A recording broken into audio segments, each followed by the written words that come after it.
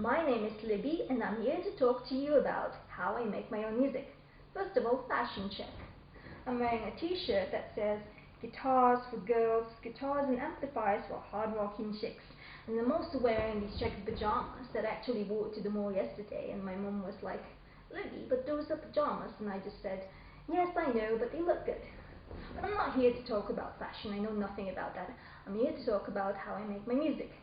Basically, I've uploaded my music to YouTube, SoundClick and MySpace and performed in front of various audiences. But there is one thing you need to know, that despite this t-shirt, I do not know how to play guitar. When I was 11, I started to tinker around with my brother's classical guitar, and then now I'm sort of playing with my little brother's small guitar. I'm actually formally trained in piano and in flute, and most of my songs are written with piano. Unfortunately, as much as I'd like to, I cannot show you how I compose on piano because I have no piano here. And so you'll have to make do with the guitar. First things first, there are, the way I see it, 3 ways that one could make songs or write music. One way is the lyrics driven, which is by coming up with the words first and then working from there. The other way is music driven, which is more of my style, because I need to hear the music before I can figure out what the song would be like. And then lastly, there could be, the way I see it, is the theory driven, which is that you apply some sort of theory or technicality to the way you make the song or the music that you're going to create. Now let me just get this small guitar here, and I will show you some things that I do.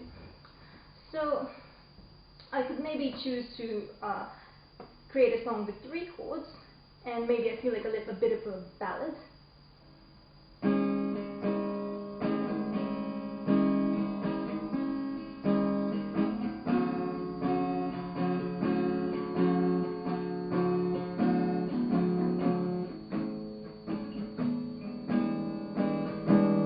And maybe I feel like singing a bit about rain, especially since yesterday it actually rained in Muscat.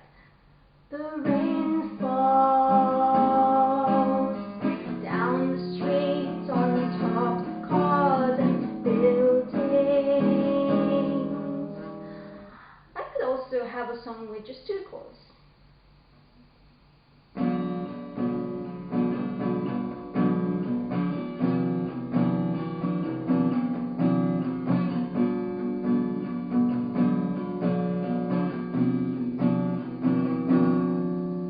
I wanted a new pair of shoes, so I went down the street to the first shoe shop that I saw, and I tried all the shoes, but none of them fit my size.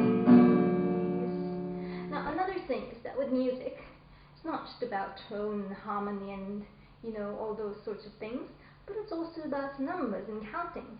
This is why when you learn some dance moves, you have to count because you're dancing with music, and music is all about this as well. And so the most standard, perhaps beat in music could be the 4 counts with 1 beat for every count. So, or the other way around rather, 4 beats with 1 count for every beat. So it goes 1 and 2 and 3 and 4 and 1 and 2 and 3 and 4 and. Another counting could be 3 beats per measure. So it could be 1 and 2 and 3 and 1 and 2 and 3 and 1 and 2 and 3 and. Notice how this might be slightly faster. Now, this is what I want to show you, that another way that you could maybe compose music is the beat-driven way. And so that's how I came up with 1 and 2 and 3 and 1 and 2 and 3 and 1 and 2 and 3 and 1 and 2 and 3 and 1 and 2 and 3 and 1 and 2 and 3 and 1 and 2 and 3, and the song is brought to you by the number 1.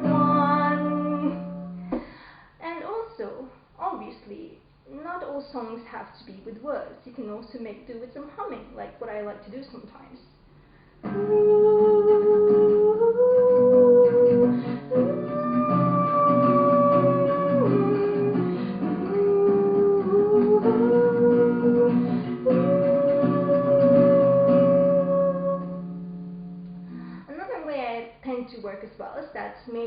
recognize something like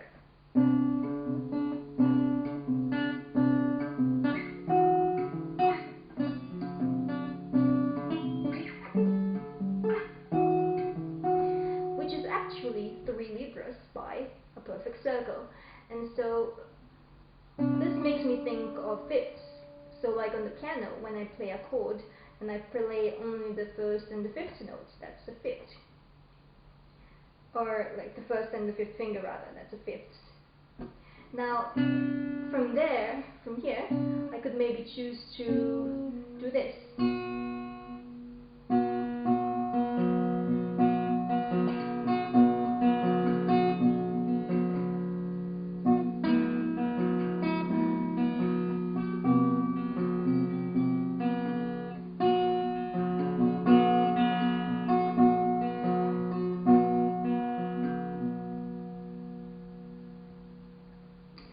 So now I hope you will pick up your brother's guitars and start making your own music. Cheers!